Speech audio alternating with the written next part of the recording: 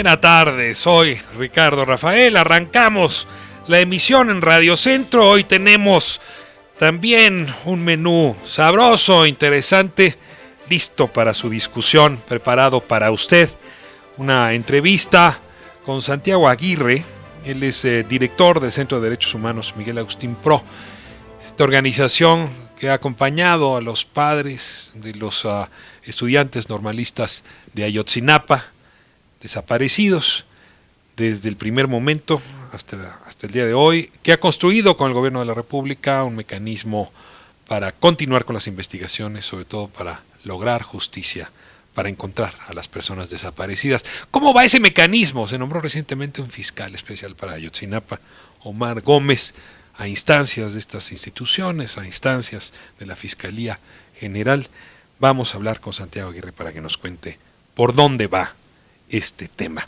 También tengo hoy al editorialista Genaro Lozano. Él tiene un texto interesante hoy sobre el control de armas. Él es politólogo, es internacionalista. Y bueno, después de los actos terroristas de este sábado, hay que preguntarnos por el control de armas. Tengo a Genaro Lozano con nosotros vía telefónica para hablar de este tema. Y bueno, el informe que entregó Coneval, el Consejo Nacional para la Evaluación de la Política Social, pues no es alentador. 10 años de estar evaluando la pobreza multidimensional y no nos encontramos con resultados satisfactorios. Su secretario, el doctor Nabor, explicaba justamente el día de ayer cuáles son los resultados de esta evaluación. Vamos hoy a conversar con Rogelio Gómez Hermosillo. Él fue director del programa Oportunidades en su momento. Hoy dirige una frente contra la pobreza y justamente tiene las reflexiones que nos pueden ayudar para entender en perspectiva este reporte. La estafa maestra sigue siendo una telenovela, así la mencionaba hace un momento Julio, y nosotros también seguimos la pista de esta telenovela. Nayeli Roldán es una de las periodistas, de las reporteras investigadoras justamente de la estafa maestra. Estará con nosotros hoy para hablar pues de esta casa que emerge, que se presenta como el lugar donde se fabricaban las facturas de la estafa maestra. Eso y más, tenemos medallas, triunfos, la casa de moneda mexicana, donde se dio un robo, dicen de 50 millones de pesos, nada más de 50 millones de pesos, ya veremos. En fin, vamos al editorial que arranca la reflexión de este programa. Lo haré justamente sobre Coneval, sobre el reporte de Coneval, y después tendremos con nosotros a Santiago Aguirre.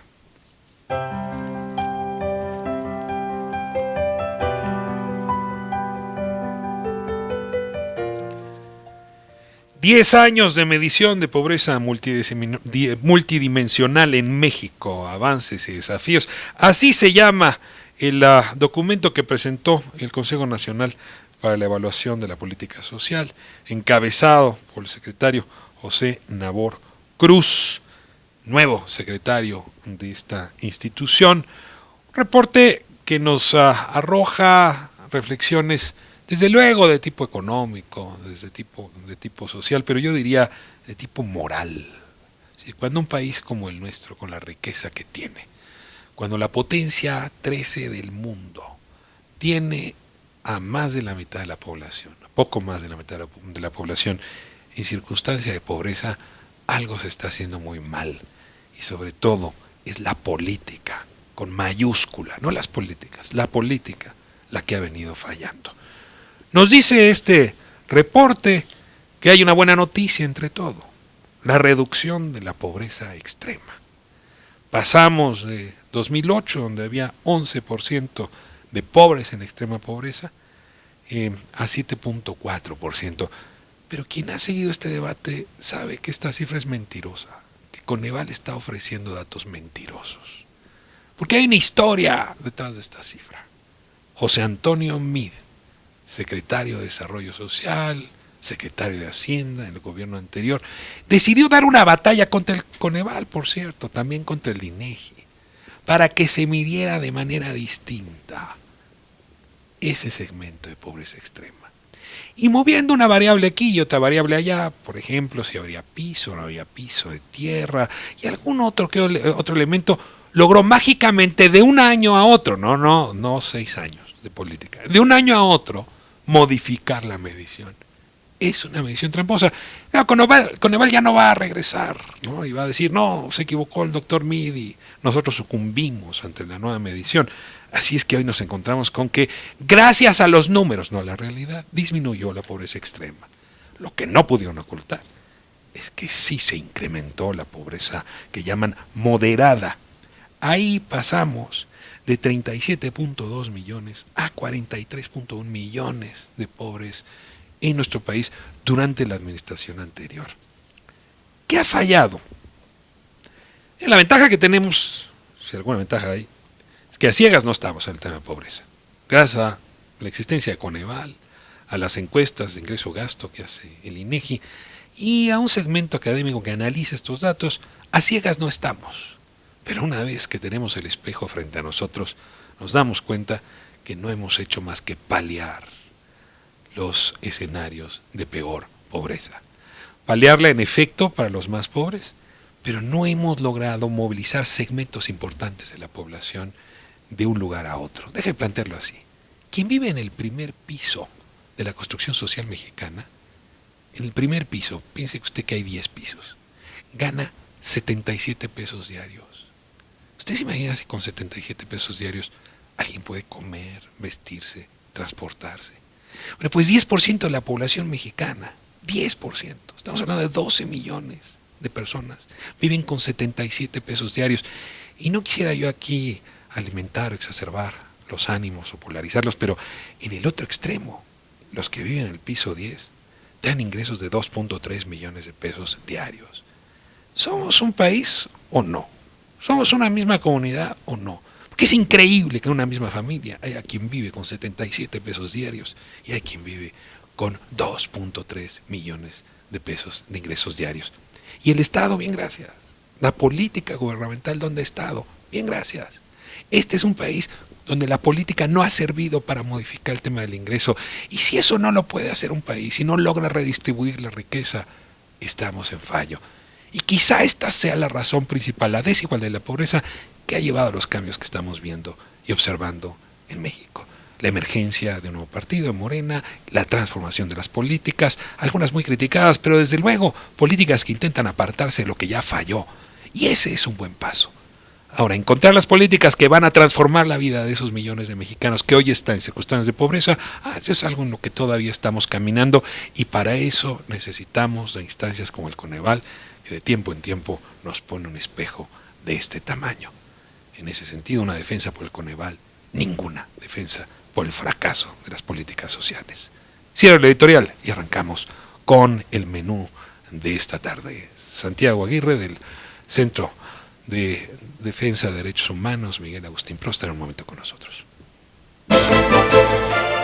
Ricardo Rafael, en Radio Centro 97.7. Regresamos.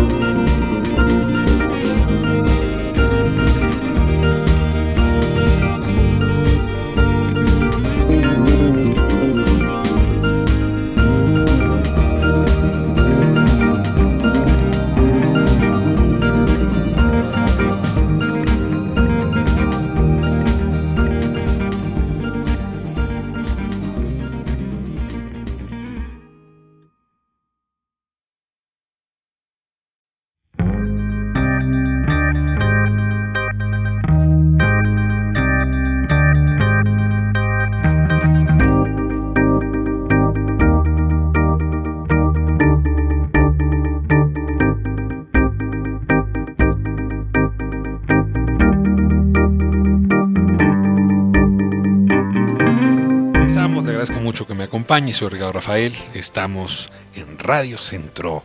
Y como anuncié hace un momento, tengo en cabina a Santiago Aguirre, el director del Centro de Derechos Humanos, Miguel Agustín Pro. No sabes cuánto te agradezco, Santiago, que me acompañes. Al contrario, Ricardo, para el Centro Pro es un privilegio acompañarte en el inicio de esta etapa y seguir conversando contigo sobre la agenda de derechos humanos tan importante para el país en estos momentos. ¿Les ha tocado a ustedes estar en primera línea de algunos de los casos más complicados de derechos humanos? Han marcado, yo diría, paradigma, historia jurídica, los temas relacionados a la chinola, los asuntos que ustedes defendieron de Jacinta, Teresa y Alberta, y puedo seguir el caso Tlatlaya, pero bueno, quizás si un día hacemos digamos un libro sobre la biografía del PRO, habría que decir que la defensa de las víctimas de Ayotzinapa ha sido quizás la labor más complicada.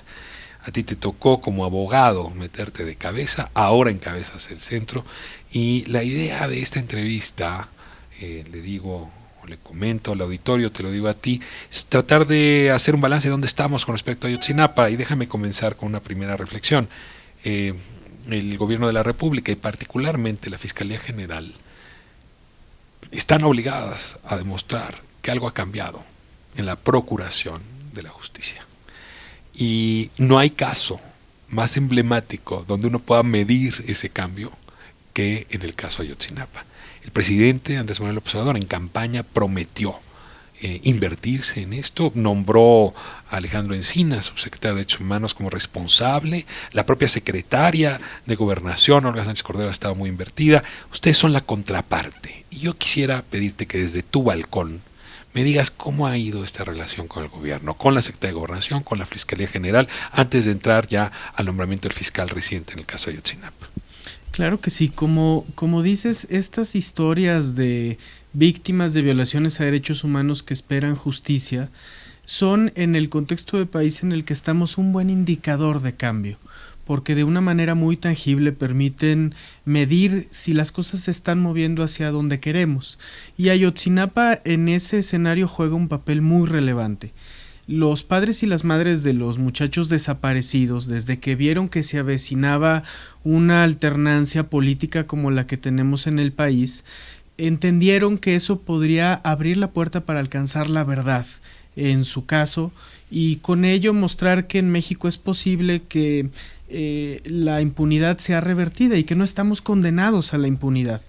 Para esto las familias iniciaron un diálogo con el entonces candidato López Obrador en Iguala, lo ampliaron después con el presidente electo en el Museo de Memoria y Tolerancia el 26 de septiembre del año pasado, y lo profundizaron ya con el presidente López Obrador.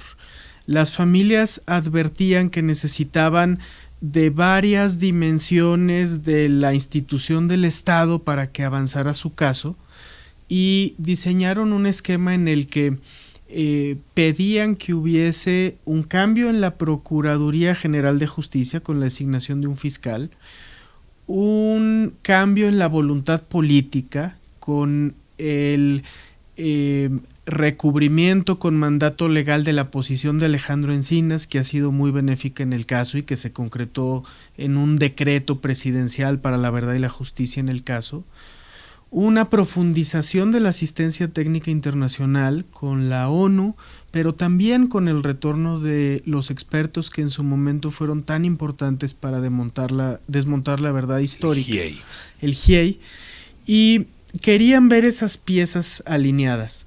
Transcurrieron prácticamente 6 meses de la administración para que llegáramos a ese punto. Hoy estamos ahí.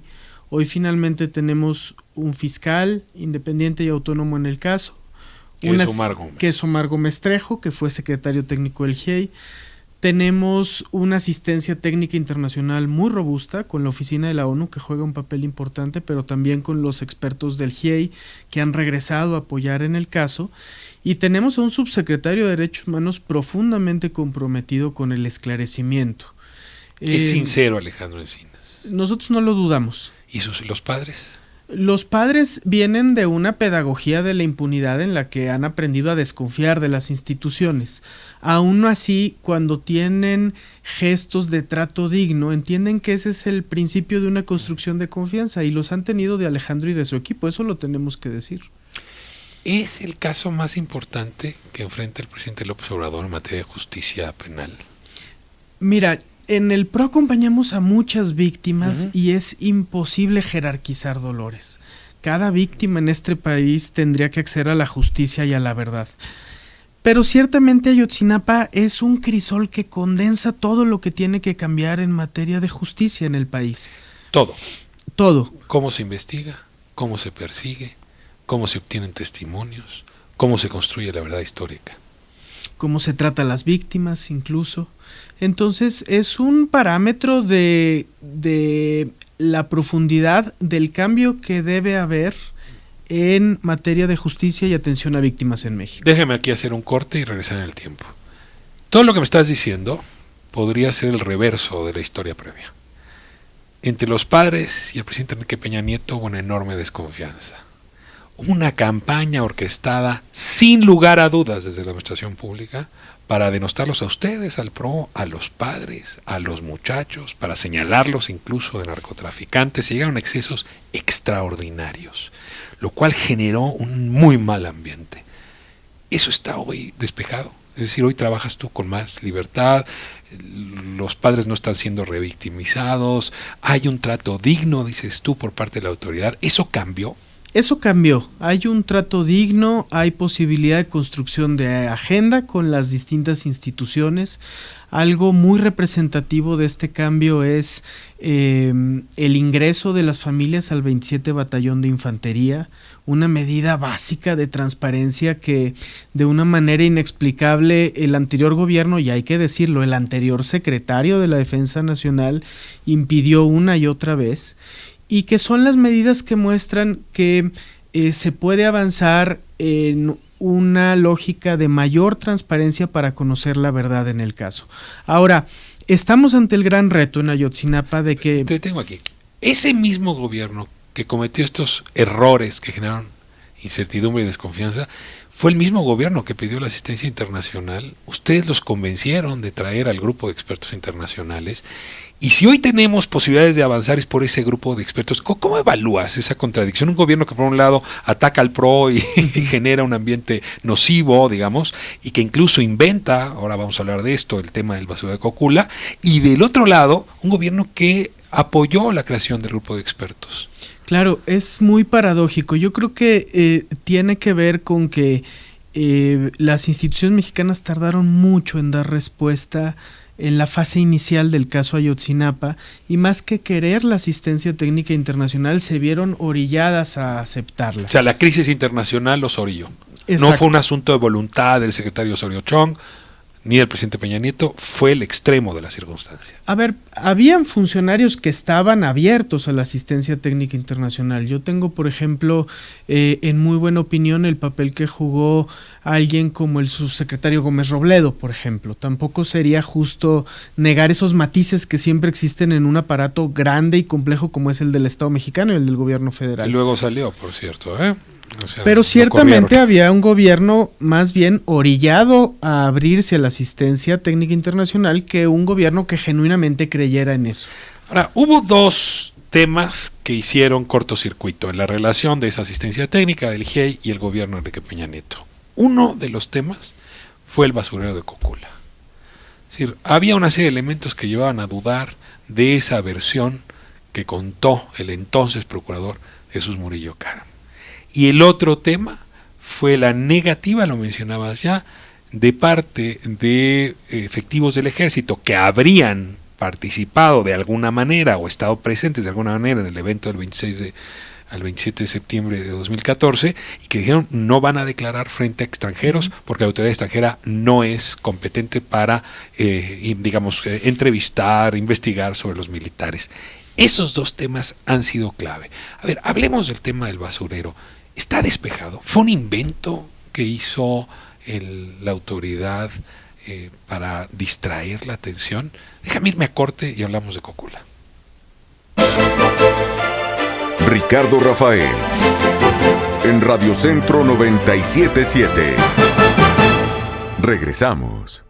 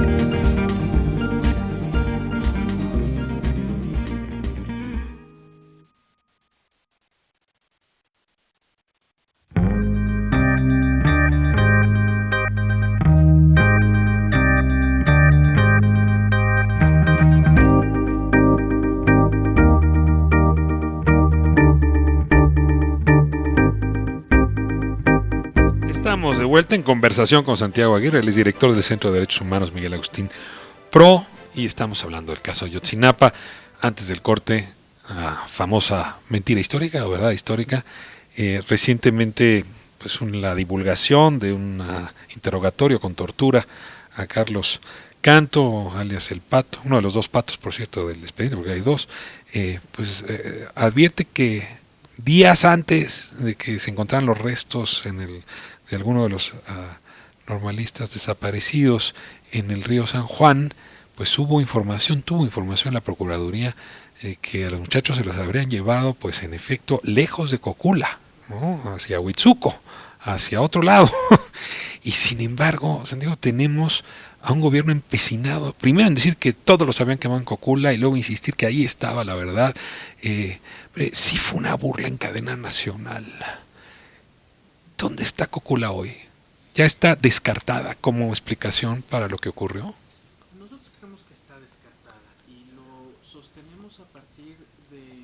los análisis que se han hecho sobre la evidencia que en su momento el gobierno citó para sostener esa versión. Estás hablando que el gobierno mandó a traer expertos que dijeron que sí había habido una quemazón para, desestimar lo que Torero, el perito que habían traído los expertos internacionales, había dicho. Ha habido todo un debate sobre el basurero, pero hoy tenemos algunas cosas que están comprobadas.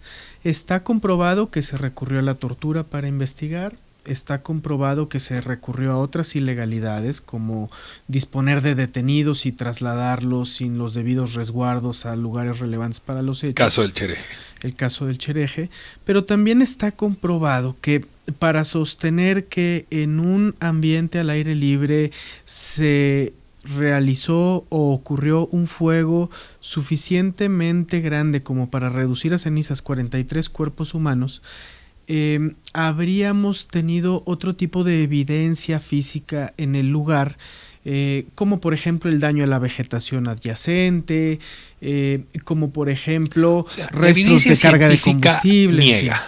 Así es. Pero lo que sí confirma la versión de la verdad histórica son los restos de Alexis Mora en el río San Juan. Y uno empieza a preguntarse si no se fueron sembrados esos restos. Si la autoridad del momento, Tomás Cerón concretamente, no solamente fue un mal investigador, sino encubrió a alguien más. Porque ahora nos enteramos de que la policía ministerial perteneciente a la PGR entonces pudo haber participado en la desaparición. Tomás Cerón podría haber estado actuando para cubrir a los suyos. A ver, aquí tenemos un problema muy serio, que no solamente es ineficiencia, sino sería obstrucción de justicia, y aquí estamos ante un delito mayor. Tomás Cerón en todo esto puede salir bien librado después de lo que sabemos. Hoy tenemos una determinación de la Visitaduría General que encuentra que el titular de la Agencia de Investigación Criminal y otras personas vinculadas a la investigación incurrieron en irregularidades que tienen trascendencia penal. Eso lo dice el órgano interno de control General de la PGR, que es la Visitaduría, señaló a Cerón desde la época de Peña Nieto.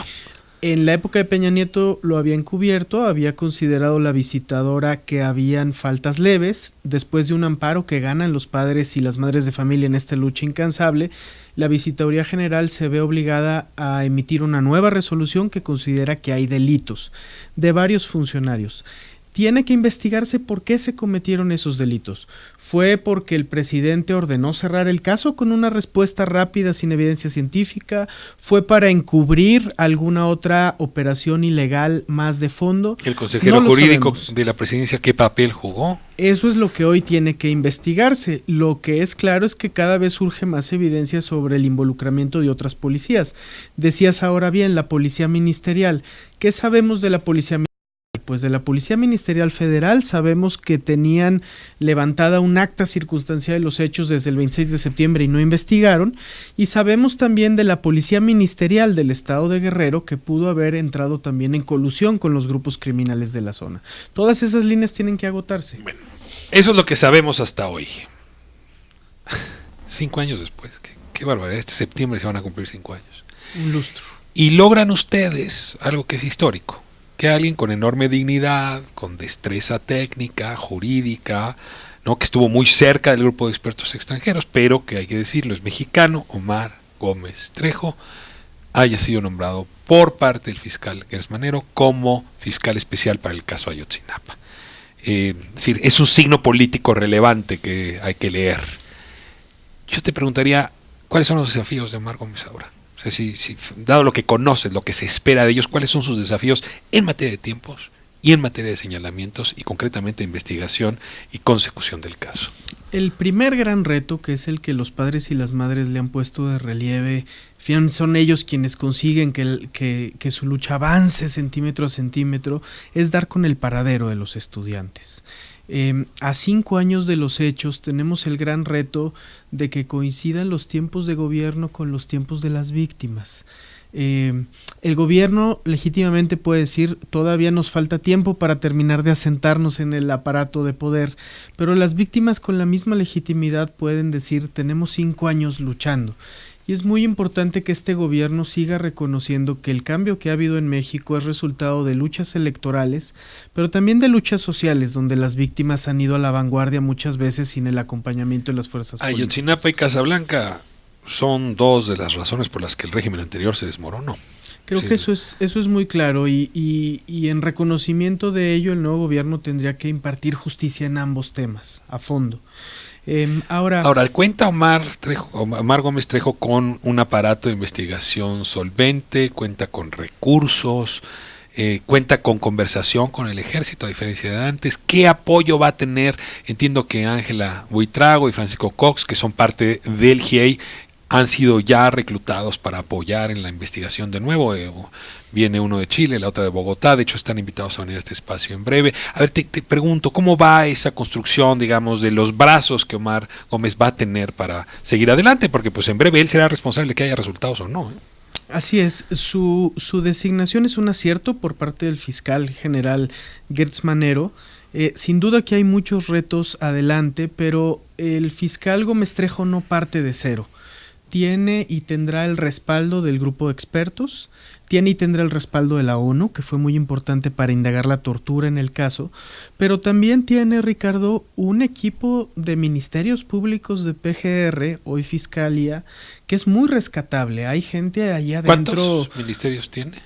Ha habido un reajuste reciente en la unidad hoy que ha ajustado un poco el número de ministerios públicos, pero tendrá del orden de los 20 agentes del Ministerio Público, y entre ellos hay gente muy profesional, porque en la administración pública federal la hay que también decirlo, y con ese equipo, sumado al respaldo del fiscal Gertz, pero también al respaldo inestimable de Alejandro Encinas como subsecretario de Derechos Humanos y a la determinación presidencial, esperamos que pronto pueda arribarse a la verdad. Voy a cerrar aquí el caso de Ayotzinapa. ¿Tienes algo más que decir? Porque quiero hablar un poco de la Fiscalía General contigo y si va a servir o no a la Fiscalía General como se encuentra hoy. ¿Algo más que agregar que te preocupe del caso de Ayotzinapa? Yo creo que decir, Ricardo, que el momento en el que hemos llegado es consecuencia sin duda de un cambio político, sin duda de una voluntad presidencial, pero también de una lucha de corazón, de dignidad de los padres y de las madres. Y creo que en este México de cambios y ajustes no hay que dejar de reconocerle su contribución a la construcción de nuestra frágil democracia y del cambio que hoy vivimos, a actores como las padres y las madres en este caso y en muchos otros más, porque las víctimas de violaciones a derechos humanos han jugado un papel determinante en mostrar el México real. Yo no me imagino todavía cómo puede uno transformar el dolor personal en lucha pública de cambio de instituciones. Supongo que solamente lo puede explicar quien lo ha vivido, pero se han vuelto capaces de esa transformación, de que el dolor no se quede, no los deje paralizados, ¿no?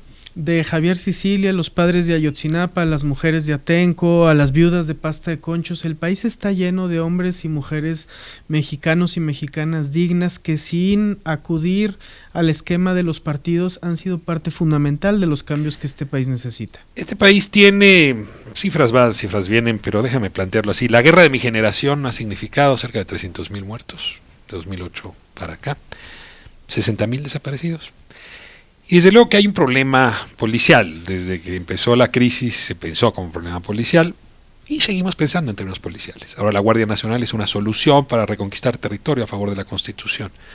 Yo tengo la sensación, y quisiera escuchar tu opinión, que se nos olvida que la otra pata de la seguridad y la justicia es una buena investigación judicial, que presenta ante los jueces investigaciones solventes, con pruebas científicas, y si hay pruebas testimoniales no obtenidas por tortura. Y en realidad lo que tenemos es un sistema de fabricación de culpables, y un sistema que no funciona, y un sistema politizado. En fin, yo te pregunto si hemos aprendido algo de estos casos, como el de Ayotzinapa, para imaginar la fiscalía que tendría que ser. Y desde luego la siguiente pregunta, o el siguiente elemento sería si está ocurriendo esa transformación ahora con la autonomía de la Fiscalía General. Yo creo que hemos aprendido mucho y hemos aprendido que inercialmente seguimos investigando los delitos en México con técnicas del siglo XIX frente a fenómenos criminales del siglo XXI. Tenemos un desfase importante, tenemos un desfase terrible que genera impunidad. Y como dices, muchas veces en la conversación pública obviamos el papel que en ello juegan las fiscalías, la General de la República, pero también las de cada uno de los estados que conocen el grueso de los delitos que más lastiman a la sociedad. Ahí, Ricardo, está todo por hacerse. Tenemos que reconstruir el sistema de justicia, es el gran reto de nuestra generación y tenemos que entender que para eso se necesita sí voluntad política, pero también recursos, pero también capacidades institucionales, pero también renovación del personal que integra las procuradurías. Solo con voluntad posiblemente no avancemos en los cambios que requerimos. Santiago Aguirre, director del Centro de Derechos Humanos Miguel Agustín Pro, no sabes qué gusto me da tenerte aquí, desde luego porque nos permites comprender cómo avanza el caso judicial histórico más relevante que hay hoy en nuestra época, que tiene hoy el gobierno, que tiene hoy la sociedad mexicana, pero también te agradezco que estés aquí porque es una forma de contarle a la audiencia de este espacio nuevo que no solamente Ayotzinapa, sino el periodismo sobre la justicia va a ser un tema insistente, machaconamente insistente de parte de este micrófono y de esta voz. Te agradezco muchísimo y aquí está abierta la puerta, por favor, para que conversemos cada vez que un tema relevante llegue a tu escritorio. Al contrario, Ricardo, enhorabuena por el nuevo espacio y sabemos que seguiremos encontrando aquí una caja de resonancia para los temas de derechos humanos. Así será y sobre todo para darle voz a quien no lo tiene. Voy a corte y de vuelta, Genaro Lozano, para hablar sobre control de armas en los Estados Unidos y México. Ricardo Rafael, en Radio Centro 97.7. Regresamos.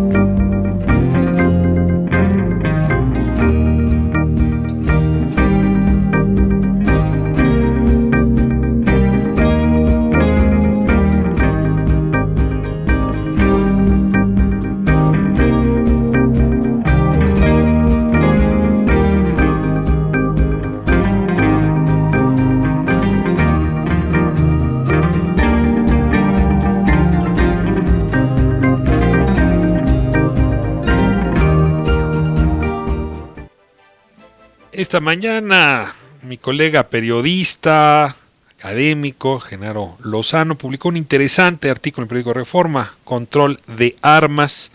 Genaro Lozano conoce bastante bien la política doméstica, la política interna de los Estados Unidos, y a partir de ahí reflexiona sobre la posibilidad del control de armas como tema central, sensible de la campaña electoral, sobre todo a raíz del acto terrorista que presenciamos el sábado pasado. Querido Genaro, ¿cómo estás? Bienvenido a este espacio, te agradezco tanto que nos acompañes. Al contrario, un gusto, querido Ricardo, y muchas felicidades por este espacio, qué gran gusto saber que vas a estar ya todas las tardes con la gente. Esta es tu casa, querido Genaro, y bueno, para tu inteligencia y tus planteamientos, escucharlos con atención. Dices ahí en tu texto, durante la Guerra Fría el electorado estadounidense temía un ataque nuclear y entonces estaba dispuesto a votar por quien le ofreciera seguridades. Ahora parece que la gente tiene más seguridad en tener su propia arma que en apostar por una política que las elimine del mercado y de la vida cotidiana. Es la enorme tragedia que vive, una de las enormes tragedias que vive Estados Unidos, el hecho de que, pues allá, fíjate, hace rato ponía yo un video en Twitter de una mujer que le aplaude a un bebé de 4 años que maneja un arma de alto calibre, un rifle largo, en una tienda departamental en donde pueden comprarlas de una manera muy fácil los estadounidenses, las pueden comprar incluso en sitios web y se las llevan a su casa por FedEx. Este amor por las armas que tienen los estadounidenses, Ricardo, es tal que, hay un lobby poderosísimo, un grupo de cabildeo muy fuerte, la National Rifle Association, la NRA, que dona millones de dólares cada año a campañas presidenciales, a campañas legislativas, y justamente ese binomio, ese matrimonio entre política y armas es lo que tiene a Estados Unidos atrapado en esto. Estados Unidos ha sufrido magnicidios, un presidente fue asesinado en el 63, John F. Kennedy, por armas, por esa facilidad con la que se puede acceder a ellas, líderes sociales, Martin Luther King, Malcolm X, una congresista local, Gabby Giffords, apenas en 2011. Un presidente de la República, Ronald Reagan, también recibió un atentado. Presidente también, exactamente, en 82, si no mal recuerdo. Es decir, ha habido ya tantos eventos en escuelas primarias, lo que acabamos de ver, el acto de terrorismo en El Paso, Texas, que pondría a uno a pensar, ¿y cómo diálogos no se han puesto a regular el control de armas? ¿Por qué siguen creyendo en esta enmienda de la Constitución que les permite tener el derecho a portar armas y a tener y a comprarlas? ¿Por qué no? Es un tema de los 20 precandidatos demócratas que ya se han reunido en varias ocasiones en debates y que no hablan de ese tema. Y esa es precisamente la gran interrogante. Y a lo que muchos académicos que siguen el tema muy de cerca concluyen es que, por un lado, pues sí hay es un mito fundacional, digamos, una leyenda fundacional de Estados Unidos, el acceso a las armas para protegerse de cualquier invasor o de un ejército extranjero, pero también al mismo tiempo es matrimonio con la política y todo el dinero que fluye cada año que impide que haya esto, ¿no? Pero, si me dieras números, ¿cómo anda las preferencias entre el electorado? Porque tú propones en tu texto que los demócratas tomen el control de las armas como una de las banderas que les permita llegar a la presidencia, pero eso también pasa por una sociedad que ya se convenció de la barbaridad que implica pues libre mercado de las armas más peligrosas. Sí, pues mira, es difícil. El senador John McCain, ya difunto, que hizo de la lucha contra el control de armas una de sus carreras, una de sus lemas, una de sus batallas, pues no lo logró hacer.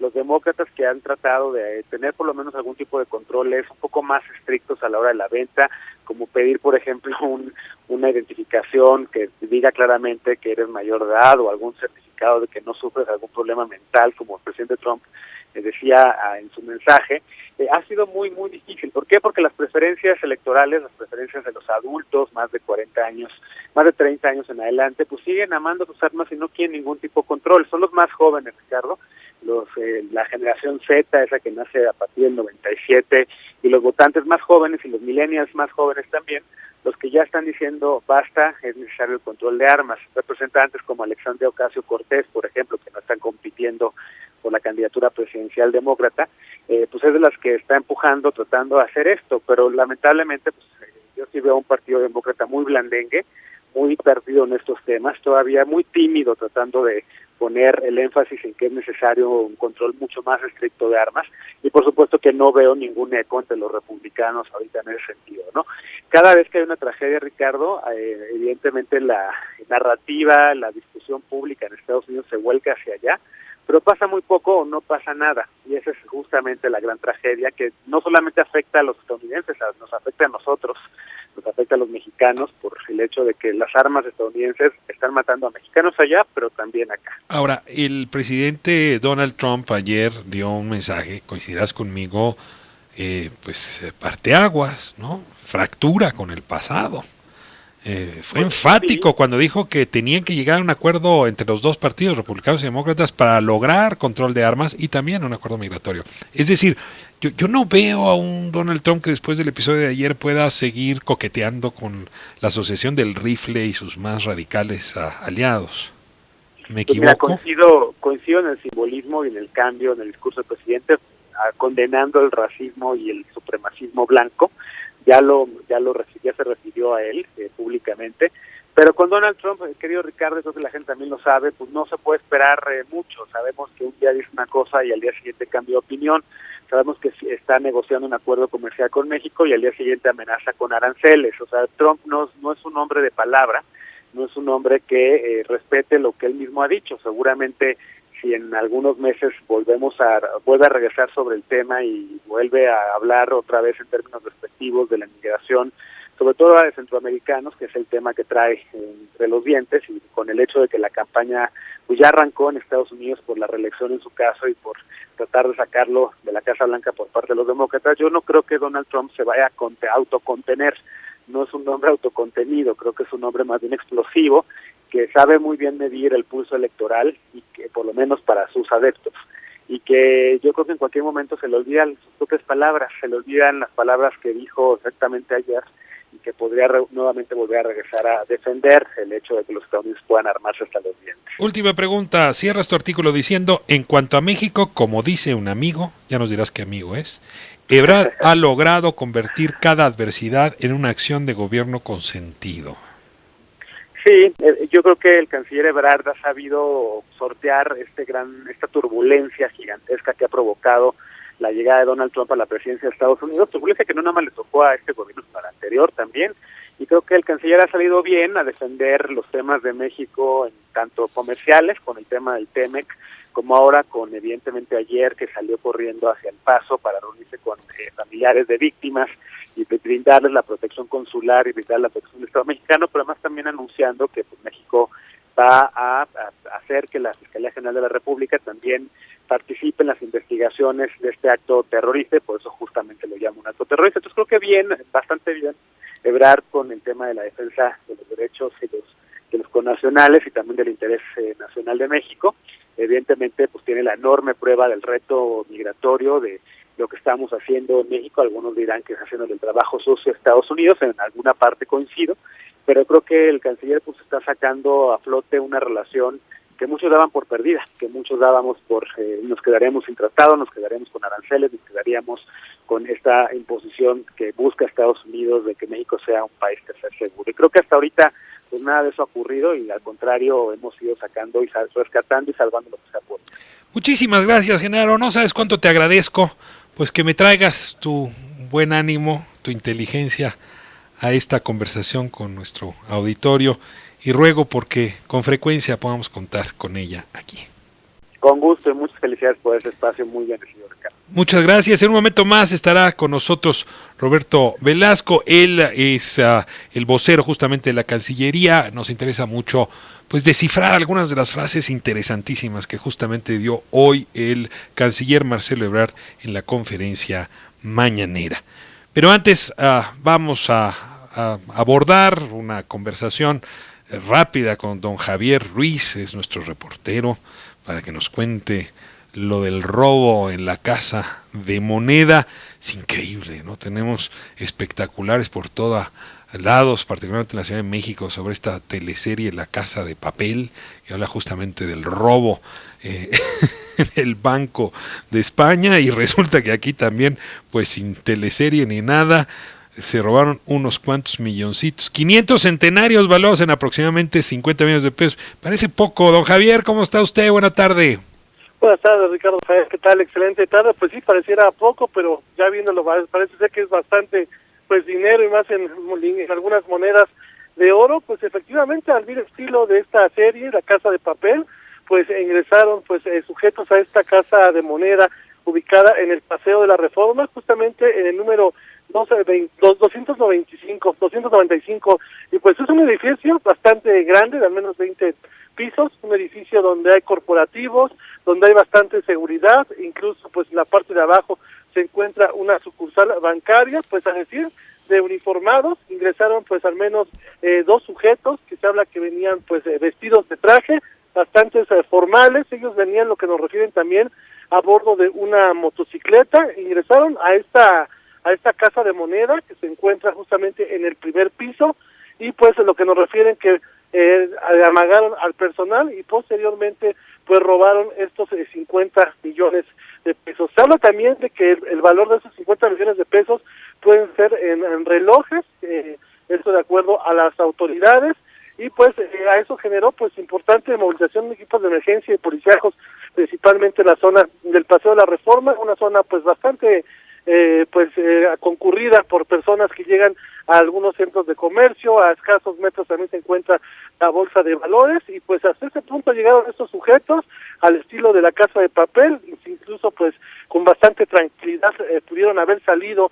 Platicamos con algunas personas, principalmente pues gente que se encuentra todo el día a las afueras de estos edificios, como son boleros y personal que vende pues dulces en esta avenida, y ni ellos los notaron. Dicen que para ellos era muy común que entren personas pues de traje, incluso salieron caminando, salieron tranquilos, abordaron, parece ser, esta moto, y pues después posteriormente huyeron. Mencionar que también pues debido a que la Casa de Moneda pues depende de la Secretaría de Hacienda, pues ya en estos momentos ingresó la Fiscalía General de la República, será la encargada de realizar las investigaciones, aunque mencionar que minutos antes pues dos personas, dos hombres fueron trasladados a la agencia del Ministerio Cuauhtémoc II. Aparentemente pues estas dos personas trabajaban en el interior pues de esta Casa de Moneda, ya están rindiendo su declaración. El hecho también mencionar que hasta el momento pues las autoridades desconocen realmente pues quiénes son esos sujetos y principalmente pues por dónde huyeron. Ahora, Javier, déjame aclararle nada más al auditorio porque es interesante.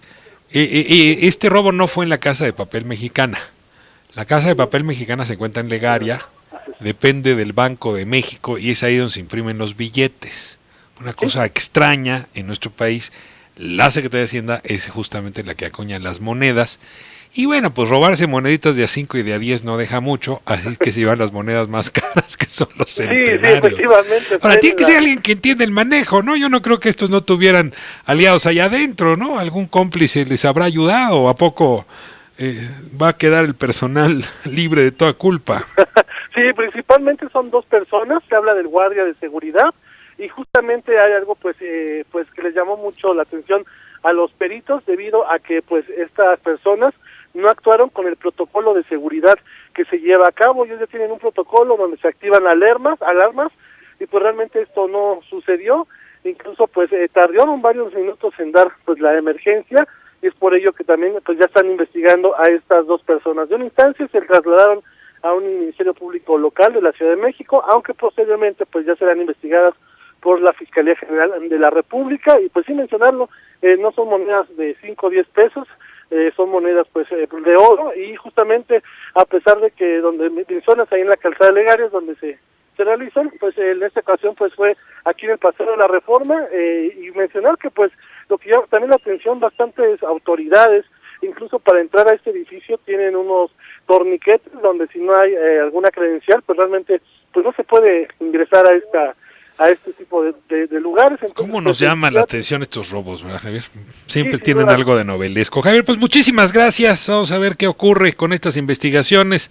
Me temo que nada, pero a lo mejor me sorprendes tú con otra nota pronto diciéndome que se hizo justicia y no hubo impunidad en este caso. Esperemos que sí, y por supuesto vamos a estar atentos, Ricardo. Muchas gracias, Javier. Pues tengo en un momento más el análisis en cabina de Rogelio Gómez Hermosillo, justamente sobre el reporte Coneval. Hacía yo mi editorial de arranque a propósito de este tema. Él es coordinador de la Acción Ciudadana frente a la Pobreza. Le ruego que se quede con nosotros y también que nos siga en nuestras redes, en Twitter @R en Radio Centro, en Facebook Ricardo Rafael en Radio Centro. También nos puede ver la transmisión en vivo a través de YouTube en el canal de Grupo Radio Centro. Somos líderes en esa plataforma. Le dejo también mi Twitter @Ricardo M. Rafael. Vamos a corte, de vuelta más información y el análisis, ya lo anuncié, de Rogelio Gómez Hermosillo.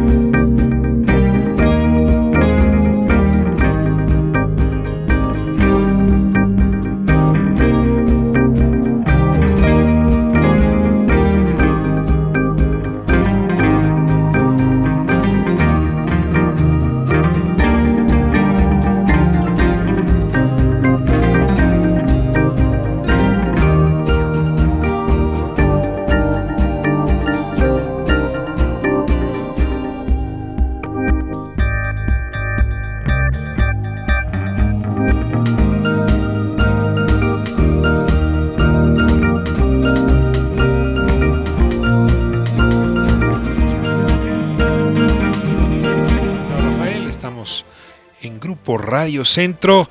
Y bueno, hoy en la mañana, en la conferencia, el presidente anunció que el instituto, para devolver al pueblo lo robado, estaba subastando la casa de Yegón, de Shendy Yegón, ¿se acuerdan? Este hombre que tenía una casa formidable en Las Lomas, valor aproximado 100 millones de pesos. Y ese dinero justamente se iba a utilizar en cuanto ocurriera la venta para apoyar a los atletas de alto rendimiento. 240,000 pesos le iban a dar a un número importante de estos atletas. Sin embargo, pues el señor Amparo, ¿no? ¿Qué haría el señor Otero sin su descendencia? El amparo que está presentándose justamente para que esto no ocurra. Le pido a Gabriela Díaz, nuestra reportera, que nos cuente de lo que está haciendo, cómo se está defendiendo el señor Yegón. Ricardo, pues hoy ya tramitó una demanda de amparo en contra de este aseguramiento y también de la subasta de su residencia en Lomas de Chapultepec, que hay que recordar fue asegurada por elementos de la PGR en marzo de 2007. Fue el juez tercero de distrito en amparo penal con sede en la Ciudad de México, Augusto Mejía, quien determinó que por el momento no se admite la demanda, en tanto solicitó al quejoso, al empresario de origen chino, que en un plazo de 5 días pues presente también bajo protesta de decir verdad los antecedentes de este acto que reclama. En este caso, el empresario, hoy preso en el penal del Altiplano, presentó el escrito para responder a este requerimiento judicial en el que advierte violaciones a sus derechos consagrados en los artículos 1, 14 y 16 de la Constitución, en los que se señala que pues no se puede ser privado de la libertad o de sus propiedades, posesiones o derechos mediante un juicio seguido ante tribunales previamente establecidos. No obstante, el impartidor de justicia espera que el empresario confirme los dichos antes de determinar si concede o admite esta demanda de amparo, mientras el Servicio de Administración y Enajenación de Bienes tiene previsto llevar a cabo esta subasta de la residencia con un precio de salida de 95 millones de pesos el próximo domingo en el Centro Cultural Los Pinos. Aquí la residencia de Lomas de Chapultepec, Ricardo, donde se encontraron estos 205 millones de dólares en efectivo, joyas, centenarios y diversas cantidades de euros, fue declarada por la entonces PGR como abandonada, dado que no se reclamó esta propiedad en el plazo de 90 días previstos después del aseguramiento. Yegón es acusado de traficar efedrina, lavado de dinero y portación de armas, por lo que, se espera que en las próximas horas, en los próximos días, el juez decida si otorga o no esta suspensión provisional o definitiva a esta demanda de amparo que presentó y tramitó el empresario de origen chino. Ricardo, mi reporte. Gabriela, muchísimas gracias. Nos quedamos informados y al mismo tiempo aceptemos, ¿no? El amparo es un derecho que tenemos todas y todos. No nos gusta, entorpece, en fin, pero asegura justicia incluso para favorecer a los injustos. De eso va el Estado de Derecho, así nos necesitamos comprender. Tengo conmigo ya aquí en cabina a Rogelio Gómez Hermosillo. Rogelio, qué gusto que nos acompañes. Anunciaba tu cargo, coordinador de la Acción Ciudadana frente a la Pobreza. Comienzo preguntándote, ¿qué es eso? Ricardo, qué gusto estar aquí, realmente felicidades. Es una iniciativa de la sociedad civil que creamos en 2015 con el respaldo de más de 60 organizaciones y que está justamente impulsando, está haciendo advocacy, abogacía para que logremos mejores resultados frente a la pobreza, porque México no es un país pobre y estos niveles de pobreza que tenemos, como se acaba de dar a conocer, no corresponden con lo que es nuestra economía, con lo que es nuestro país. Podríamos estar mucho mejor. Bueno, pues déjame comenzar, como decía yo hace un momento, anunciando que tú condujiste el programa Oportunidades y luego te ha tocado en otros países, particularmente en África, llevar las virtudes de ese programa para que otros gobiernos impulsen políticas similares. Al mismo tiempo que ha sido aplaudido internacionalmente, estos resultados nos llevan en un lugar distinto.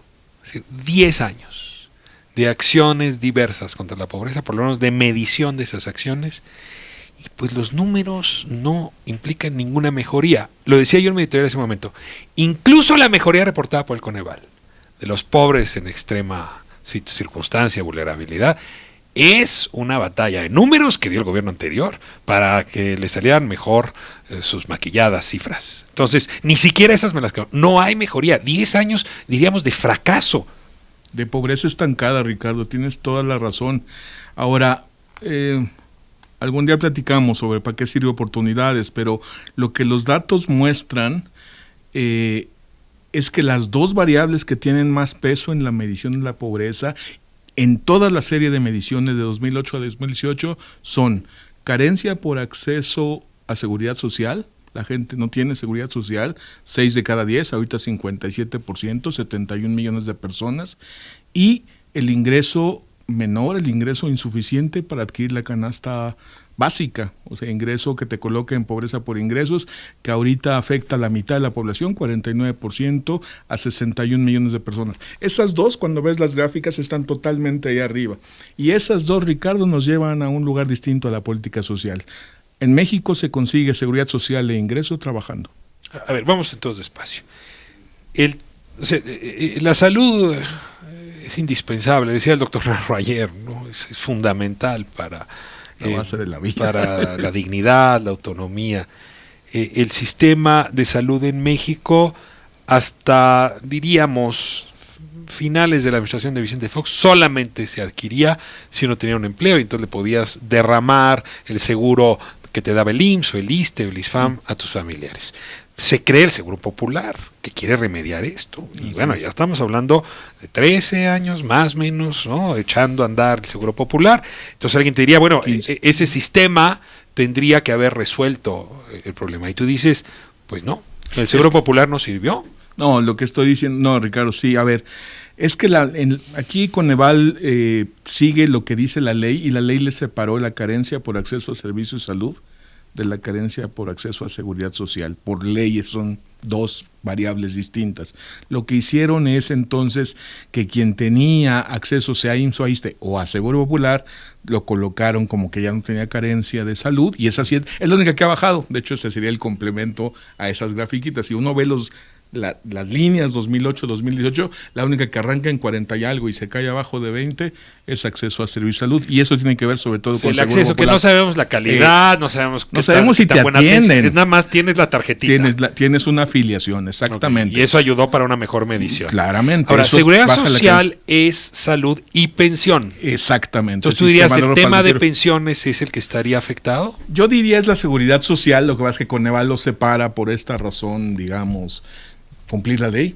Pero técnicamente, quien no tiene seguridad social en Coneval no tiene salud por la seguridad social. Y dirán lo que quieran, pero en el Seguro Popular no hay derecho a biencia, y además ya no sabemos qué va a pasar con el Seguro Popular. Pero mira, Ricardo, o sea, la discusión sobre cómo conseguimos construir un sistema que nos garantice un piso para todos, salud, pensiones, ingreso, esa es la discusión que abre este asunto, más que la política social. Déjame dejar a un lado, dijiste tu seguridad social, y ahora pasar al tema del ingreso, ¿no? Este es un país que ha crecido a tasas muy bajas, ¿no? Un promedio del 2%, pero cuando uno cambia el indicador y no es ¿cuánto ha crecido el país? ¿No? El famoso Producto Interno Bruto, no. ¿Cuánto ha crecido el ingreso por persona? Pues parecía el electrocardiograma de un muerto. Nada. O sea, y nada desde que yo llegué a la edad adulta, y mira que ya tiene un rato. Nada. Está gravísimo. A ver, ¿qué explica que la economía número 13 del mundo, con 500 mil millones de dólares anuales por ingresos por exportaciones, el país que exporta más pantallas planas del mundo, el cuarto exportador de vehículos, es decir, un país que está llamado, según todos los indicadores, a ser potencia 9, tenga a 6 de cada 10 en la pobreza y tenga niveles de ingreso de 77 pesos diarios, decía yo, para los más pobres? A ver, ¿qué hicimos mal? Yo creo que se aplicó una política de contención del ingreso de los trabajadores, de contención salarial.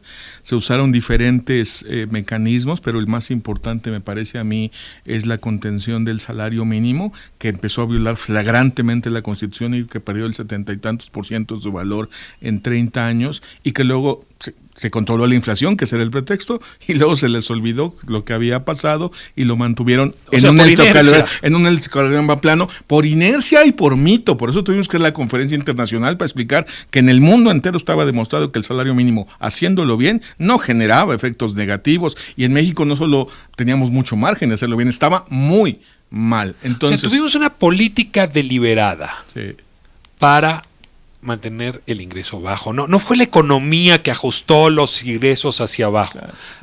No son los equilibrios macroeconómicos ni la política monetaria. Un mecanismo de contención, te sigo, es el salario mínimo. Pero no nos equivoquemos. Ajá. El otro mecanismo de contención, pues es un sector de trabajadores que no tiene representantes. Exactamente. Pues a ver, si mi líder sindical no pelea por mi salario, pues ¿quién? Exacto. No tenemos defensa y negociación colectiva. Acabamos de crear el Observatorio de Trabajo Digno, Ricardo, ese es nuestro nuevo producto, y estamos usando los datos básicos que presenta otra encuesta, no esta que usa Coneval, sino la de ocupación y empleo, la que ve los temas de trabajo, y nos salió una barbaridad, el 87%, si no me equivoco, 9 de cada 10 personas que trabajan en un empleo y con salario. Ya quitamos la pega de quienes trabajan por su cuenta y pues que obviamente no se pueden sindicalizar ellos mismos de patrón y trabajador, sino solo personas que sí tienen un empleador, que sí tienen un patrón. 87% no tienen afiliación sindical. Entonces, por supuesto, esa es la otra característica. Las personas que trabajan perdieron capacidad de defensa y negociación colectiva y todos los salarios se fueron a la baja. Mira, nomás en el sexenio de Peña se perdieron 1,5 millones de trabajos de más de 8,500 pesos. No digo también de mucho más. O sea, entonces se crearon 3,000 pesos, 2,000 pesos. Se crearon 4 millones de los otros, entonces fue el sexenio del empleo, porque en neto sí se crearon como casi 2 millones de trabajos, pero se perdieron 3 de estos otros. Entonces, esa es la raíz. Ciertamente la política social tiene muchos problemas y no está dando lo que debe dar, pero el problema está en el trabajo. Ya fuiste al centro. Entonces, ahora, a partir del diagnóstico de Coneval, lo que han hecho ustedes en el frente, déjame atacar los 2 puntos.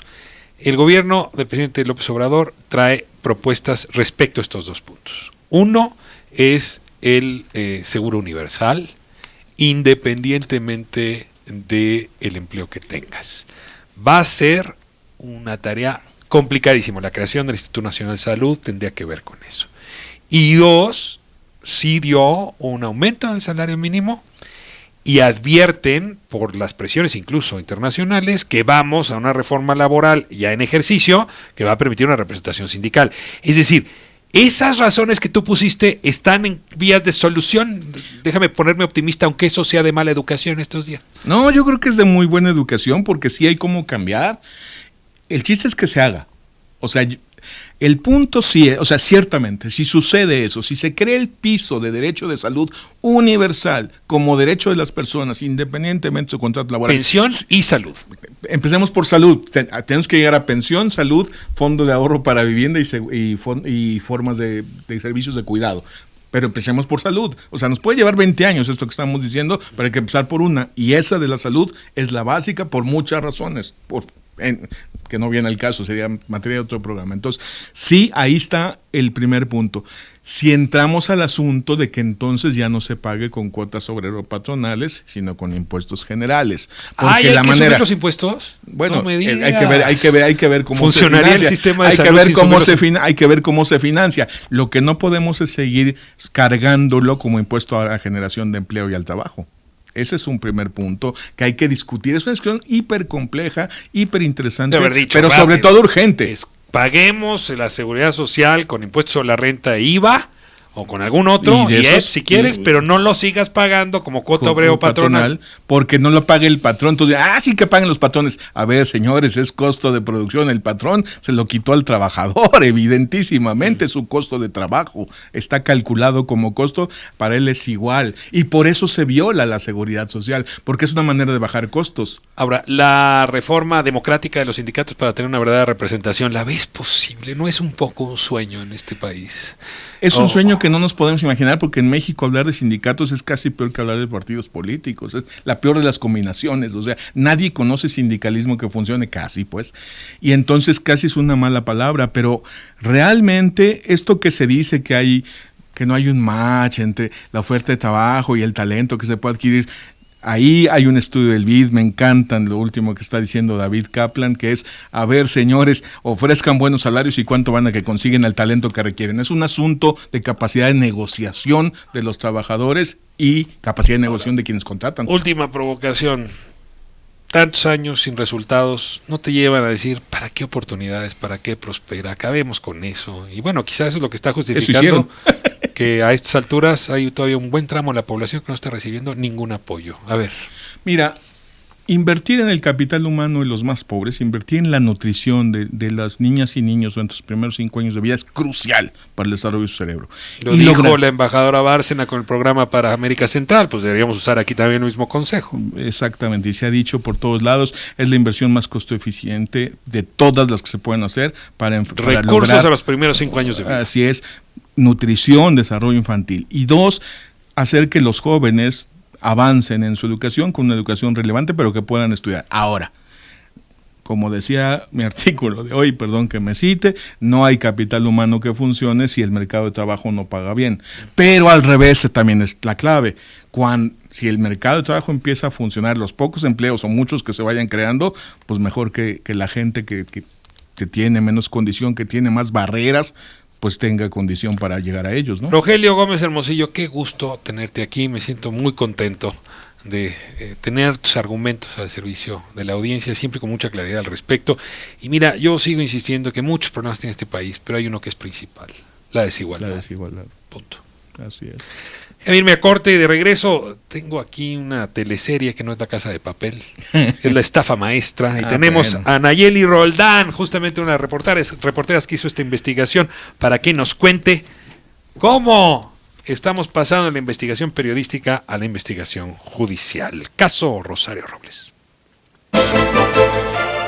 Ricardo Rafael, en Radio Centro 97.7.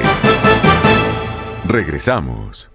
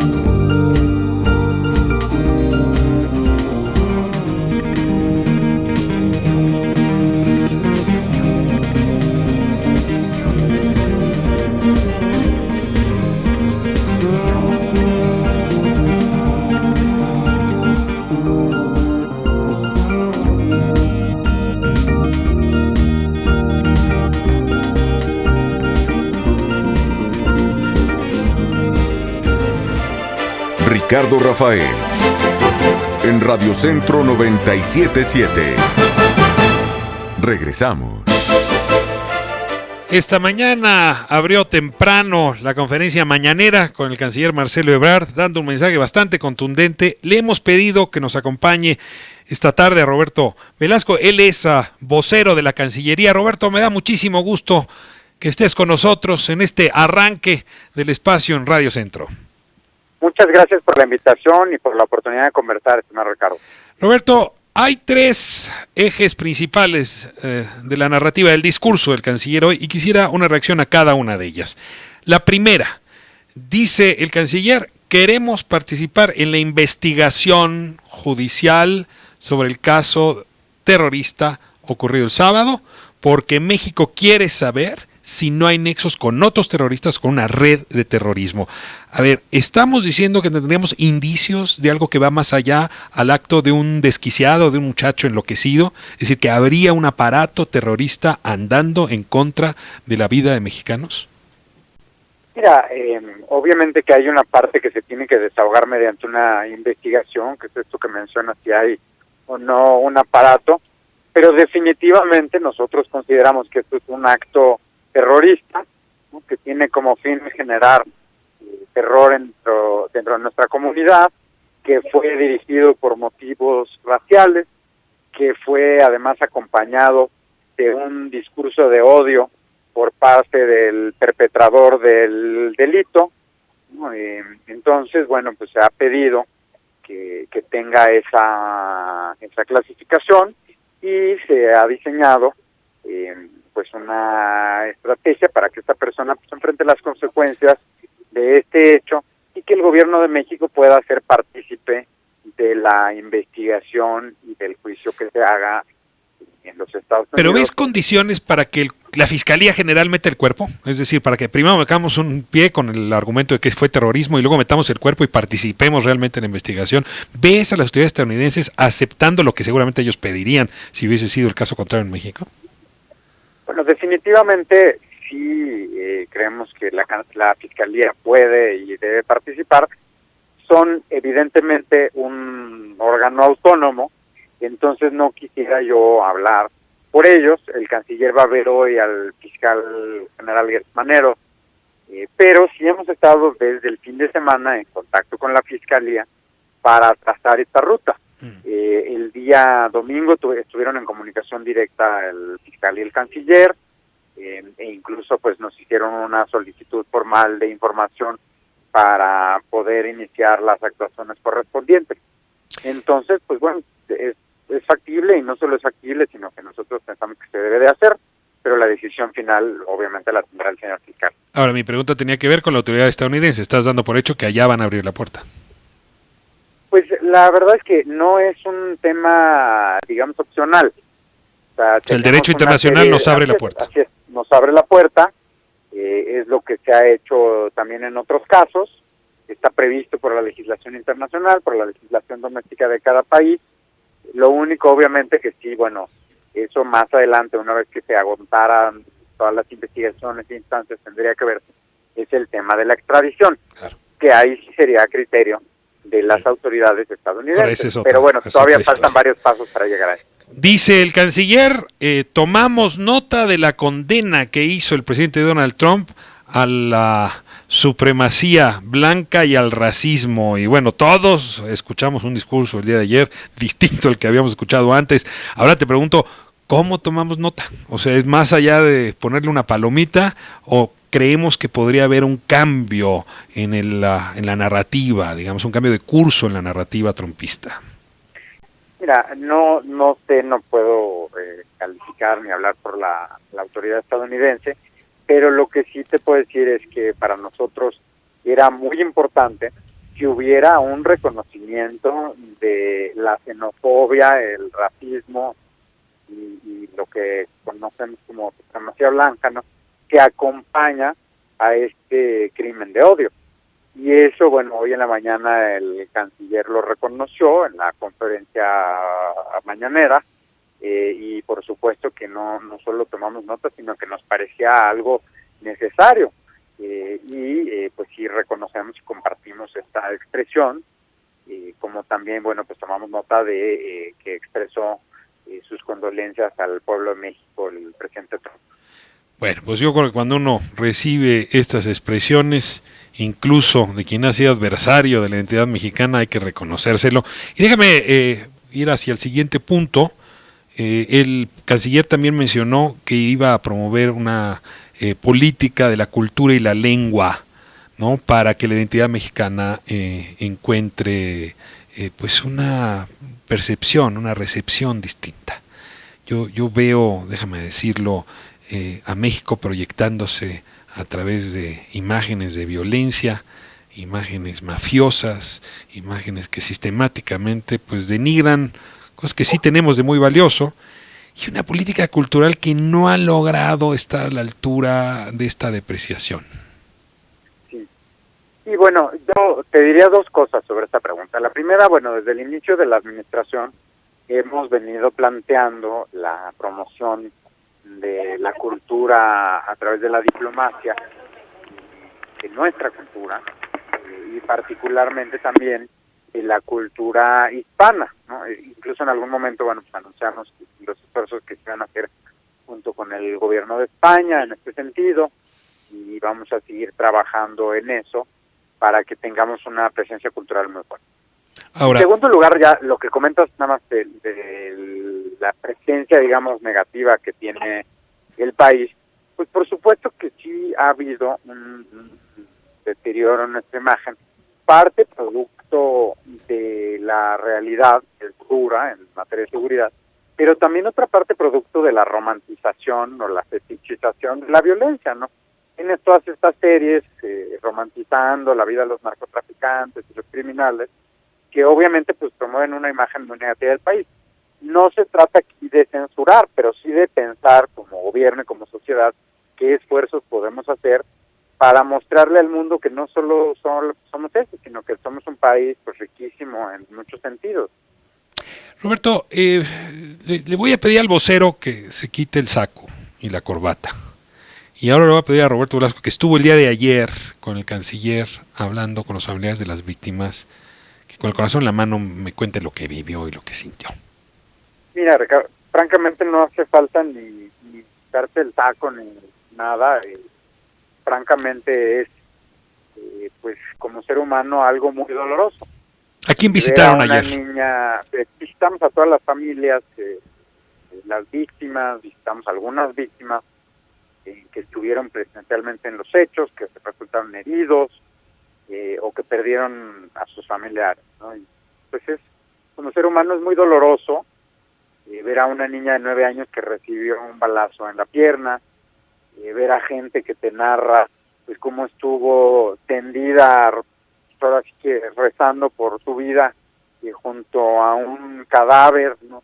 O alguien que pues estuvo buscando como loco a su mamá hasta que terminaron los hechos, ¿no? En fin, son historias verdaderamente dolorosas, trágicas, y que pues obviamente por un lado son difíciles de escuchar, pero por otro lado también generan mucha indignación, porque pues es de una crueldad verdaderamente inexplicable. Hay heridas que son físicas, que incluso llevan a la muerte, pero también hay heridas psicológicas que van a tardar mucho en sanar. Personas que les tocó compartir escondite con cadáveres, en efecto, con la cabeza volada por esta AK-47 utilizada por Patrick Sirius. Yo te preguntaría, ¿cómo vamos a atender desde México pues ese dolor que se impregna en el alma? Vamos a dar atención al consulado, desde Juárez se va a desplegar un esfuerzo. ¿Qué se tiene pensado después de lo que vivieron el canciller y tú el día de ayer? Las 3 principales solicitudes que recibimos el día de ayer, pues obviamente la justicia, y en segundo lugar de la gente que perdió a sus familiares, pues obviamente también ayuda en el tema de la repatriación de los cuerpos para que puedan hacer los servicios funerarios. Y la otra también fue el tema del apoyo psicológico. Entonces, nuestro consulado está trabajando muy fuerte para poder tener una respuesta de inmediato. Particularmente el canciller quiere que haya también pues una respuesta para los niños, y que ya sea en conjunto con las autoridades del estado de Chihuahua, o de los otros estados de donde pueda haber víctimas, y obviamente también en colaboración con la sociedad civil y quizás con las autoridades de Estados Unidos, poder ofrecerles alternativas de atención, ¿no? Oye, Roberto, es un tema relevante. Sé que atendieron un alemán. ¿Me cuentas la historia? Porque es interesante. También la Cancillería se está haciendo cargo de alemanes que estuvieron ahí metidos en la tienda de autoservicio. Mira, ¿quién es esta persona? No diría que nos estamos haciendo cargo, porque no es nuestro ciudadano, pero sí estamos también ayudando, porque hay un ciudadano alemán que perdió la vida en estos hechos, pero es alguien que llevaba ya mucho tiempo viviendo en México. Casado con mexicana. Tenía la condición de residente permanente y que estaba además casado con una mexicana. Entonces, bueno, pues ahora sí que en esencia pues ya tenía también parte de nuestra identidad, y por supuesto que estamos tratando también de brindar apoyo a él. Roberto, no sabes cuánto te agradezco la generosidad de esta entrevista. Sé que estás en medio de un momento muy complicado. No sé qué momento sea sencillo para ti, pero este es particularmente complicado. Y desde luego, pues a fraternidad para el canciller Ebrard, para ustedes, con esta tarea enorme, tienen que sacarla adelante y tienen todo nuestro respeto. Muchas gracias, Ricardo. Nos retiramos y te esperamos aquí en cualquier otra ocasión con la puerta y el corazón abiertos. Muchas gracias, Roberto. Dale. Ahora sí, tengo con nosotros este folletón, esta telenovela sobre la estafa maestra. Nos va a acompañar Nayeli Roldán. La canté hace un momento, la vuelvo a cantar. Vamos a corte y regresamos. Ricardo Rafael, en Radio Centro 97.7. Regresamos.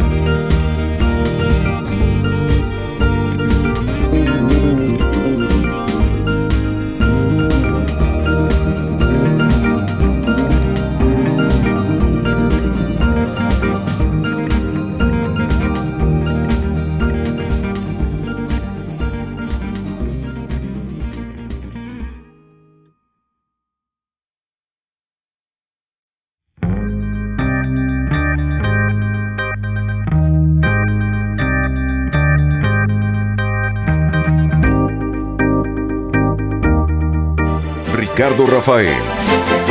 En Radio Centro 97.7. Regresamos. Tengo en la línea a Nayeli Roldán, es una de las periodistas que destapó, dio a conocer la estafa maestra, formidable reportaje, formidable libro posterior.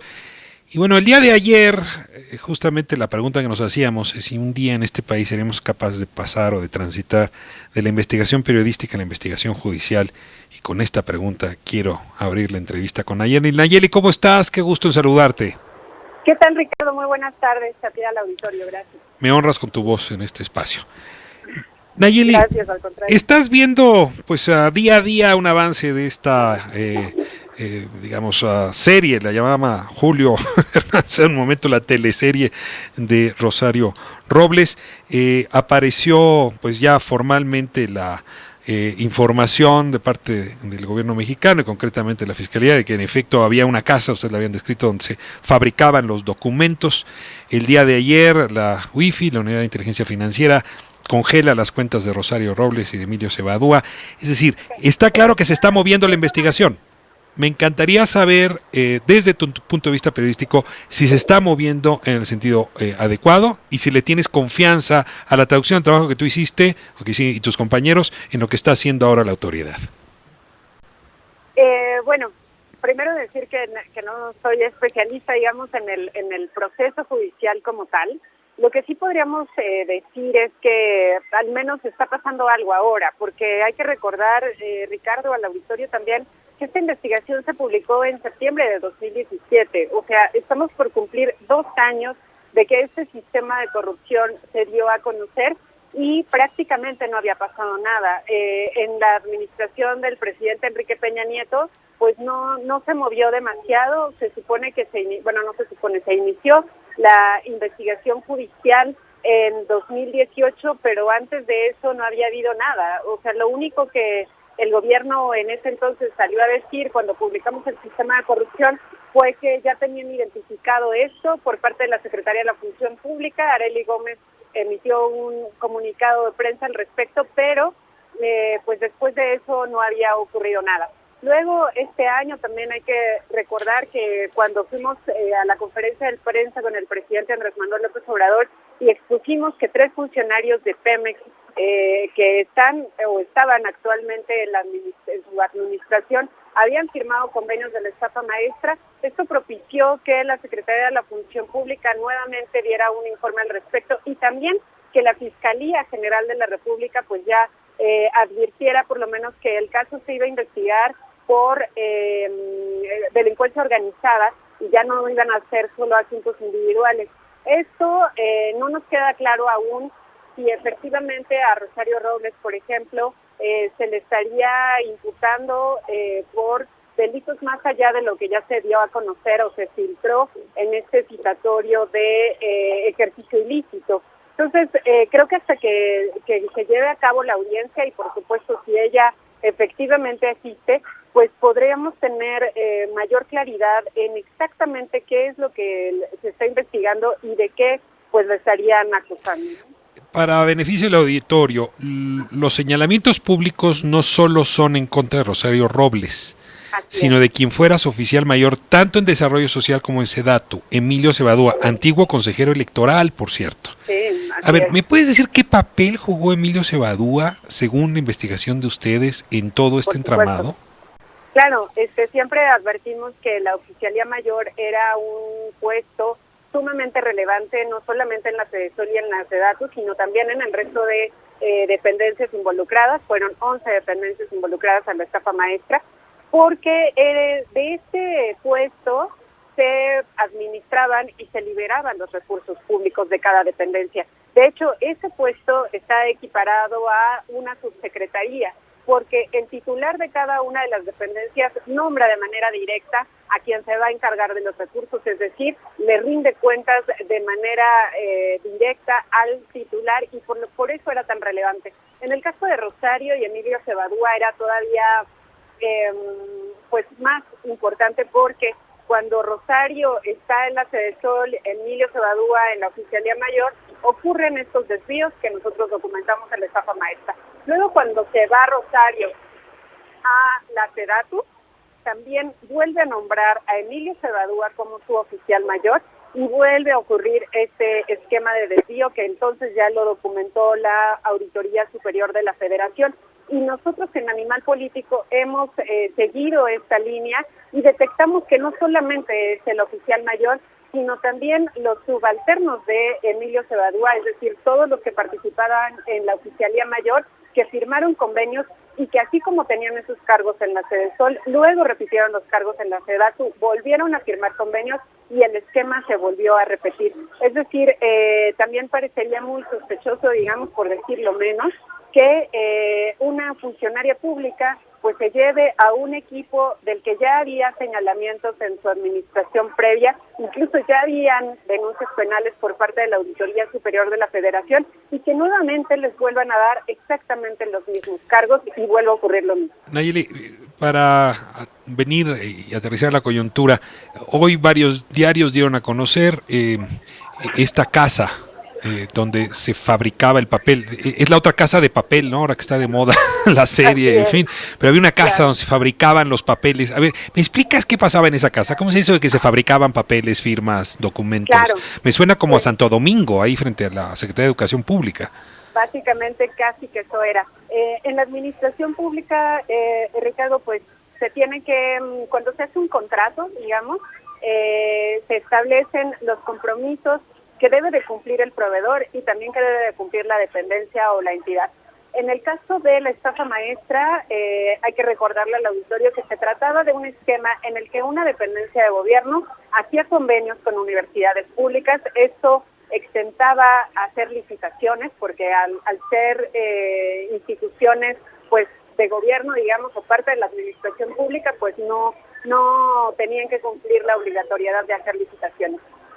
Para hacer supuestos servicios que iban desde realizar encuestas en los municipios más pobres o entregar despensas en los municipios más pobres en el caso de Sedesol, hasta asesorías en plataformas petroleras para Pemex, por ejemplo. Y entonces las universidades subcontrataban empresas y luego estas empresas, pues lo que detectamos en la estafa maestra es que eran empresas fantasma o irregulares. Entonces, para retomar esto del contrato, cuando se establecen los compromisos para cumplir cierto servicio, se establecen también los criterios para comprobar que el servicio se hizo.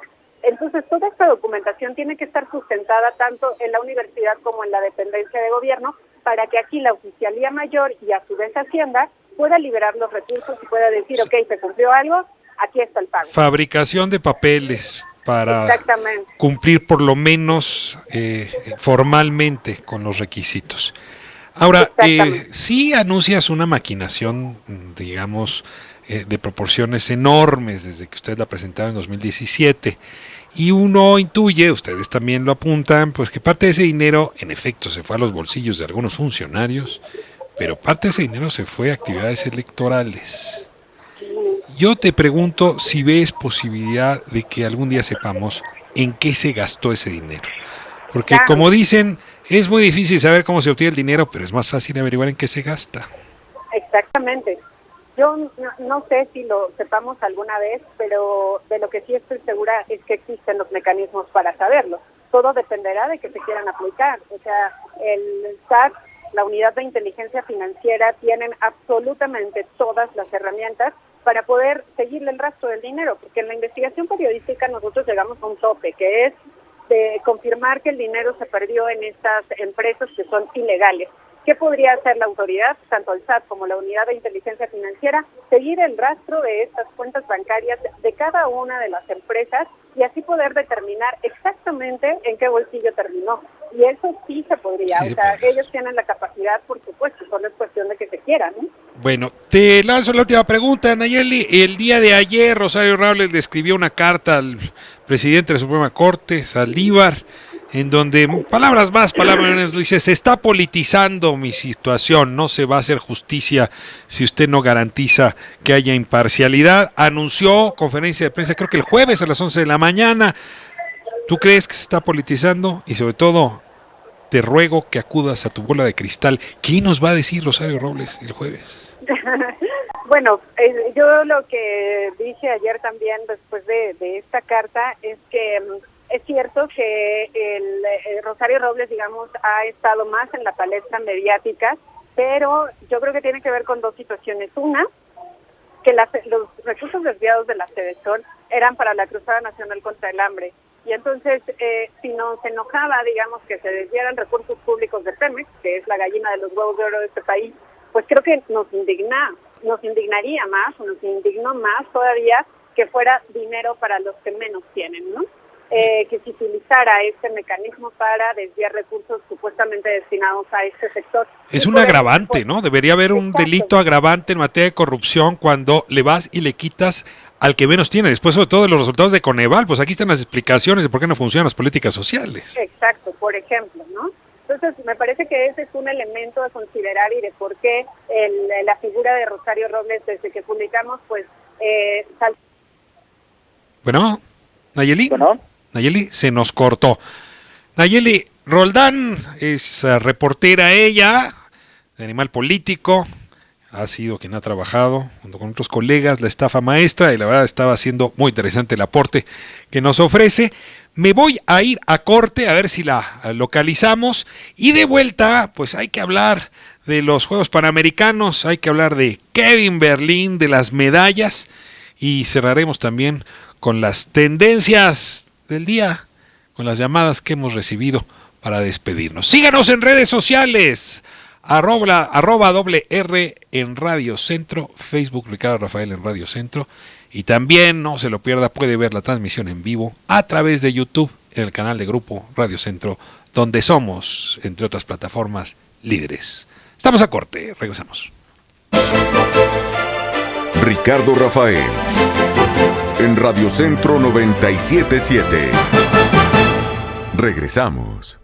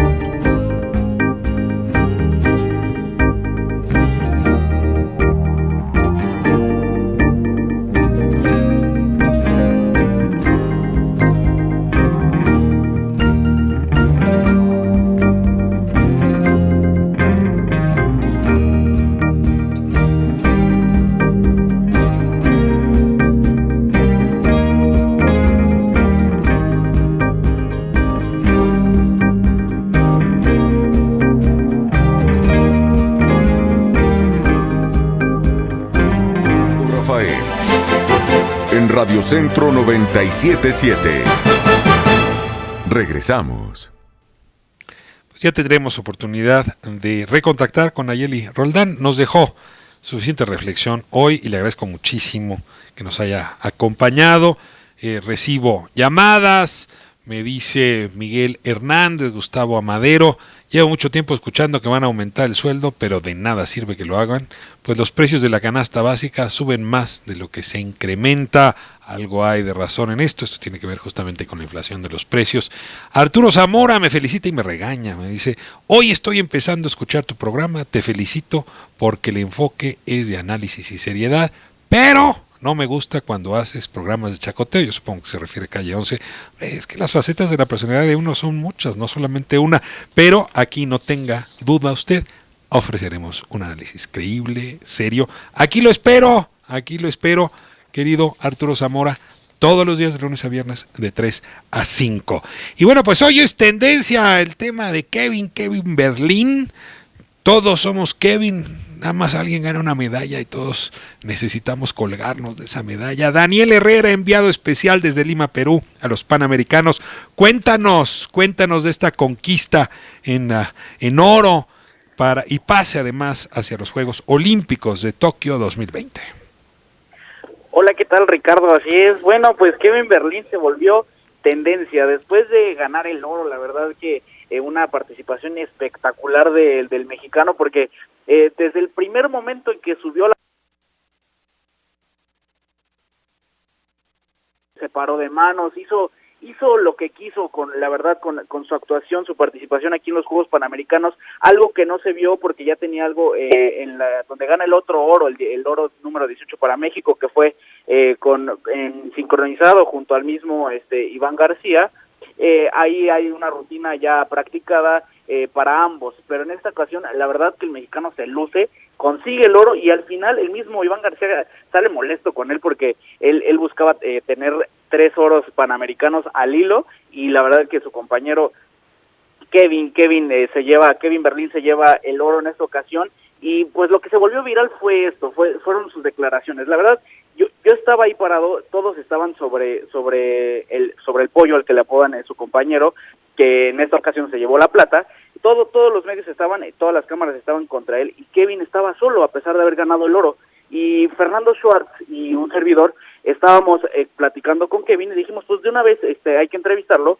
Y Fernando Schwartz me pide a mí que tome la cámara y empieza a preguntarle sobre cómo ha sido esto. Él empieza con que es un sueño, a pesar de que le dicen que es flojo a veces, y de ahí sale la pregunta del por qué flojo, y él dice, pues flojo porque a veces me da flojera hacer las cosas, a veces me dicen que haga 5 cosas y digo, no, yo te hago 3, pero las hago bien hechas. Y eso es como empieza a declarar él que le habían dicho que era un flojo, que a veces no podía lograr las cosas, y ahí está como él demuestra que ya lleva 2 oros panamericanos, una plaza olímpica, y así es como se empezó a volver tendencia este video que muchos se identificaron. Yo a la vez igual estaba ahí presente, me reí un poco y me identifiqué con él. Tiene 18 años y dice, bueno, me dicen que soy flojo, pero pues aquí está la muestra de que no importa, de que también los flojos podemos ganar una medalla panamericana y que podemos estar en los Olímpicos. Así es como este hashtag de Todos Somos Kevin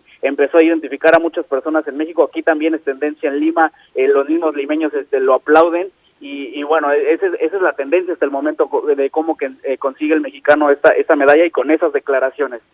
Pues no sabes cuánto te agradezco, Daniel Herrera, por compartir pues esta emoción, esta mirada de color que nos ofreces de un hecho que siempre es heroico. Creo que en estos tiempos donde estamos buscando cómo crecer por encima de nuestros hombros, ver el triunfo de los colegas en cualquiera de las disciplinas deportivas, en cualquier disciplina, nos genera entusiasmo de que podemos, pues en efecto, salir del desánimo y encontrar nuestra mejor estatura. Te mando un abrazo muy fuerte, Daniel. Igualmente a toda la audiencia y a ti, Ricardo, un abrazo muy fuerte hasta México. Bueno, pues traemos tendencias a analizar. Obviamente, tendencia principal, la Casa de Moneda, los 50 milloncitos de pesos robados en monedas, en centenarios. Está también la tendencia en Twitter, ya lo decíamos un momento, hashtag Todos Somos Kevin, no solamente en México, en Lima ha sido exitosísimo. En Twitter, por cierto, una de las tendencias importantes, hashtag oposición choricera. Ya decía el presidente López Obrador esta mañana que pues a él le gusta la butifarra, ¿no? Que eso es lo que él come, que a él no le gusta el chorizo, y pues que habría que revisar pues en efecto de dónde salió esa información equivocada sobre los gastos multimillonarios que supuestamente hará el Palacio Nacional para comer chorizo. La verdad es que de pronto uno dice, tengo una noticia de gravedad, de seriedad, necesito ponerme digno para tratarla, y luego hay que tratar estos temas que son pues pequeños, mínimos y mezquinos. Y luego veo, tengo que decir, algunos compañeros en los medios que ponen con el mismo nivel de relevancia y pertinencia el chorizo del Palacio Nacional y la tragedia del Paso. Hombre, por eso un periodista bueno lo que hace es jerarquizar las notas, pero en fin, yo no estoy aquí para dar lecciones, simplemente para indignarme un poco por lo que estoy ocurriendo. Contentísimo, tengo que decirlo, también por otra tendencia, Guillermo del Toro. Guillermo del Toro, imagínese, le permiten poner sus estrellitas, esas estrellas que hay en el Paseo de la Fama en Hollywood. ¿Cuántas veces hemos visto esa banqueta? ¿Cuántos quisieran tener ahí una estrellita? Ahí va Guillermo del Toro. ¿Y qué dice? Soy mexicano y soy migrante. y a partir de eso, como le han hecho otros de nuestros cineastas, encabeza de la manera más digna posible la defensa de nuestra identidad. Transforma esta mirada que nos han querido imponer también en Hollywood, del México envilecido. Aquí está el México que logra, como decía hace un momento, también como en el caso de Kevin, subirse sobre los hombros, sobre sus hombros. Esto que han hecho los cineastas, decía el presidente López Obrador ayer, ojalá y pronto lo veamos en los escritores, lo veamos desde luego en los deportistas, lo encontremos en quien hace danza. La política cultural, las expresiones culturales de la identidad, lo decía también Ebrard hoy en la mañana, son una herramienta sin duda potentísima para cambiar esa mala percepción que nos hemos hecho y que nos han hecho. Hay parte de nuestra responsabilidad, pero habría que decir también que Donald Trump se encargó de hacer lo suyo. Hay otras tendencias que iremos revisando. Este es su espacio. Les agradezco las felicitaciones que nos han hecho.